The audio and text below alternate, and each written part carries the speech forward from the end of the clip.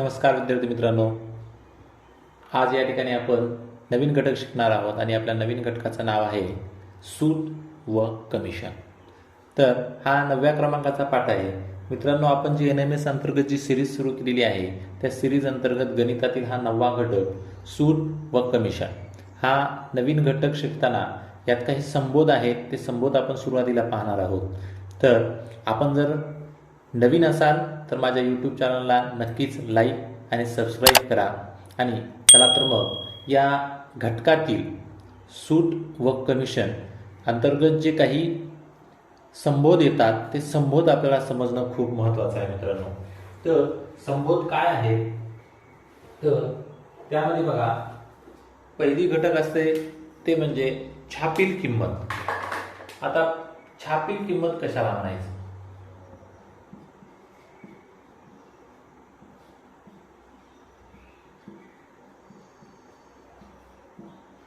तर छापील किंमत कशाला म्हणायचं, तर वस्तूवर जी किंमत आहे, वस्तूवर छापलेली किंमत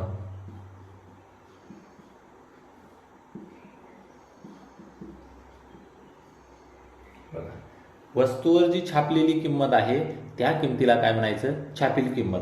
आता आपण मेडिकलला वगैरे जातो मित्रांनो, आणि मेडिकलला गेल्याच्या नंतर बघा तो मेडिकलच्या गोळ्यावर किंवा औषधावर ची किंमत पाहतो आणि आपल्याला सांगतो की सर तुम्हाला ही बॉटल किंवा हे औषध एवढे एवढे रुपये द्यावे लागतील। तर त्याच्यावर जी छापलेली किंमत आहे ती किंमत म्हणजे काय आहे, छापील किंमत असं त्याला म्हणलं जातं। लक्षात घ्या, आपण कुठली वस्तू विकत घेतो की आपण त्याच्यावर किंमत असते, म्हणजे MRP म्हणतो आपण त्याला। MRP, त्याची MRP किती आहे, MRP म्हणजे मॅक्सिमम रिटेल प्राइस। त्याची MRP किती रुपये आहे ते आपण त्याच्यावर बघत असतो। पार्लेचा बिस्किट पुडा जर बघितला तर त्याची आपण किंमत किती रुपये असते, त्याच्यावर छापील किंमत 5 रुपये असते। त्याच्यापेक्षा मोठा घेतला तर त्याच्यावर छापील किंमत 10 रुपये असते, म्हणजे ह्याला म्हणायचं छापील किंमत। त्याच्यानंतर दुसरं येतो मित्रांनो की सूट। यामध्ये दुसरा आणखी एक संबोध आहे तो म्हणजे सूट। आता सूट कशाला म्हणायचं, तर ह्या छापील किमतीवर जेवढी काही छापील किंमत आहे या छापील किमतीवर किंवा किमतीपेक्षा जी रक्कम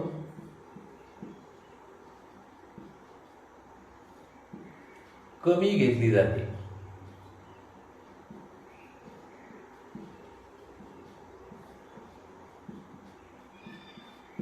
बघा सूट कशाला म्हणायचं, तर छापील किमतीपेक्षा, ह्या छापील किमतीपेक्षा जी रक्कम कमी घेतली जाते त्याला म्हणायचं छापील किंमत। आता कसं सूट म्हणायचं त्याला, तर सूट म्हणजे काय, छापील किमतीपेक्षा जी रक्कम कमी घेतली जाते त्याला आपण सूट म्हणतो। समजा उदाहरणामध्ये एक वस्तू आहे 100 रुपयाला, छापील किंमत आहे त्याची 100 रुपये,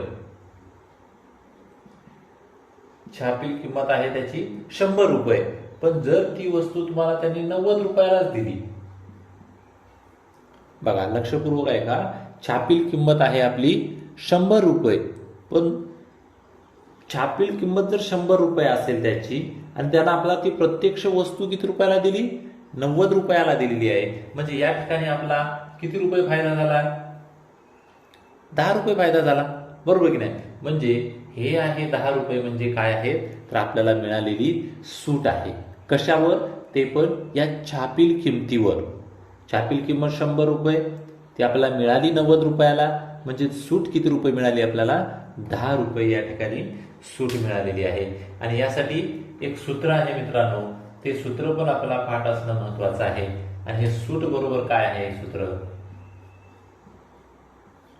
सूट बरोबर जी छापील किंमत आहे, छापील किंमत वजा विक्री किंमत,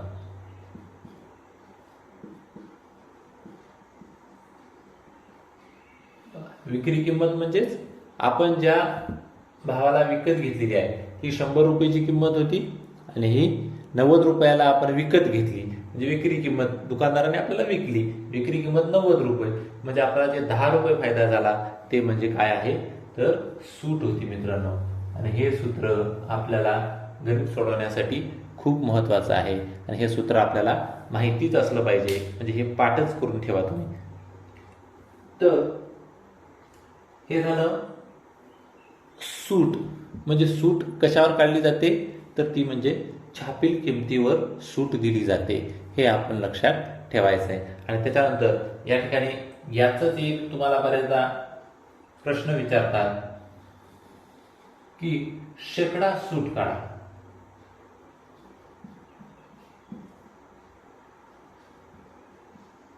शेकडा सूट. तर मित्रांनो लक्षात ठेवा, तर ह्याचं जे सूत्र आहे ते सूट छेदात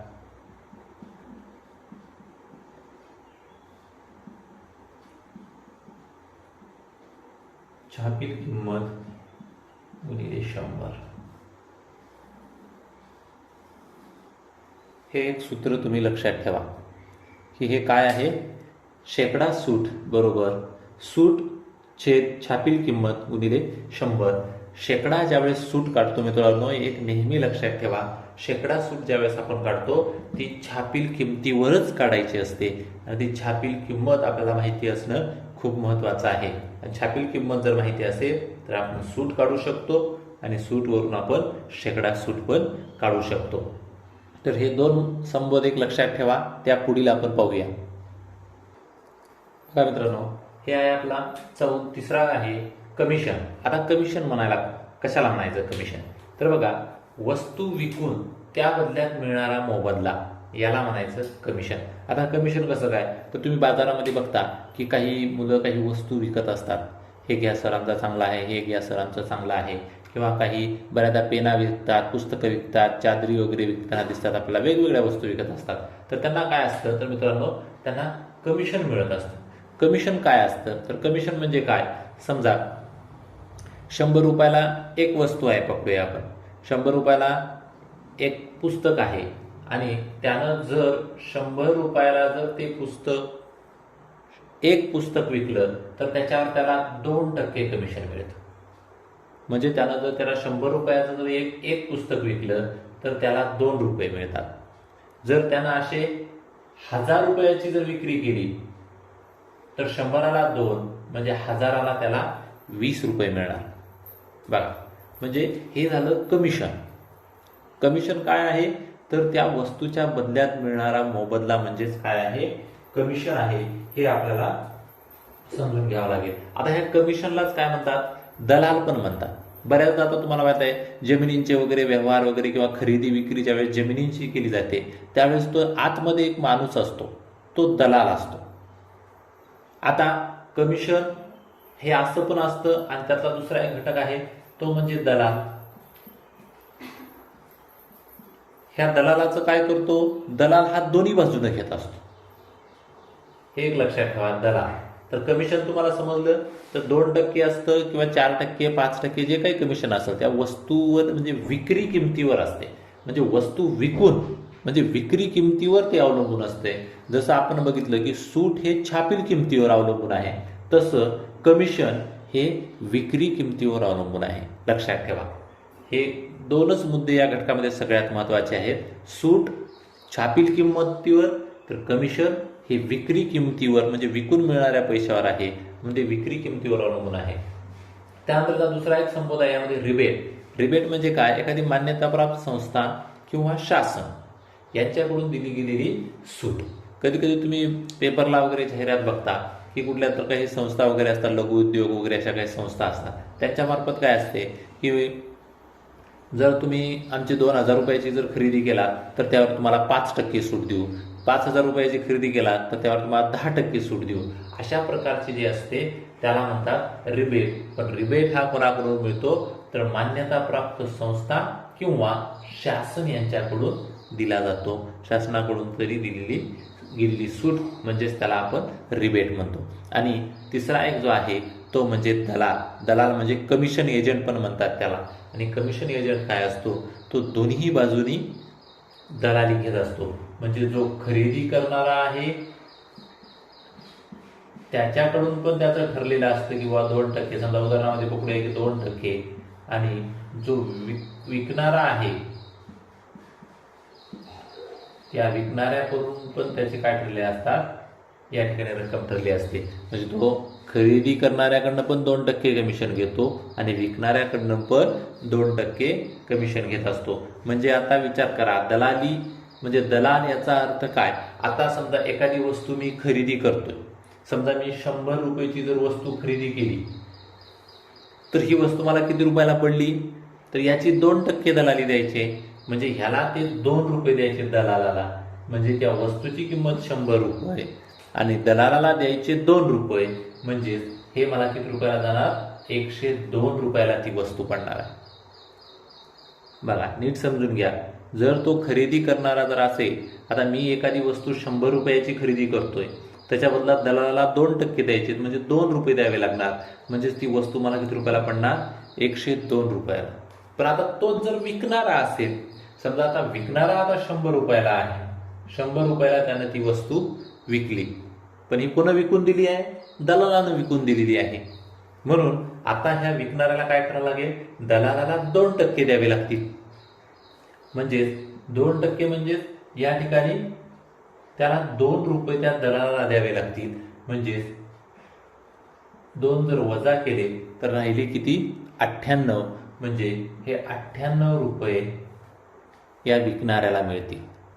ज्यावेळेस दलाली होते त्यावेळेस खरेदी करणाऱ्याला जास्त वस्तूच्या किमतीपेक्षा जास्त पैसे द्यावे लागतात आणि विकणाऱ्याला त्या वस्तूच्या विक्रीपेक्षा कमी पैसे मिळत असतात. म्हणून हे जे आहेत ते काही संबोध लक्षात ठेवा. बघा मित्रांनो, हे एक सूत्र कमिशनचं आपल्याला शेकडा कमिशन हे एक सूत्र तुम्ही पाठ करून ठेवा. शेकडा कमिशन काढताना काय पाहिजे, तर आपल्याला कमिशन छेद विक्री किंमत.